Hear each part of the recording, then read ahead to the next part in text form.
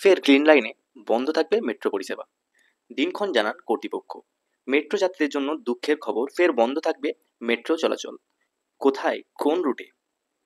বেশ কয়েকটি রিপোর্ট ও কলকাতা মেট্রো সূত্রে খবর, আগামী রবিবার ইস্ট ওয়েস্ট মেট্রোর গ্রিন লাইন 2 এর হাওড়া ময়দান থেকে এসপ্ল্যানেড মেট্রো পরিষেবা বন্ধ থাকবে।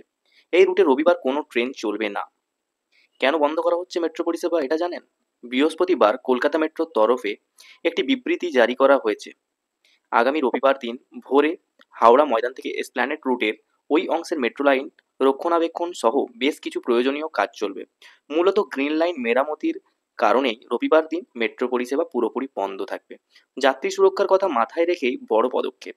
সাম্প্রতিক সময়ে যাত্রী সুরক্ষার কথা মাথায় রেখেই বারংবার মেট্রোর বিভিন্ন অংশ পর্যবেক্ষণ জারি দেখিয়েছেন মেট্রোর শীর্ষকর্তারা। বর্তমানে এসপ্ল্যানেড থেকে শিয়ালদহ মেট্রোর পথের সুড়ঙ্গ, ট্রেন লাইন সহ বেশ কয়েকটি গুরুত্বপূর্ণ বিষয় খতিয়ে দেখছেন মেট্রো আধিকারিক থেকে শুরু করে অন্যান্য ইঞ্জিনিয়াররা।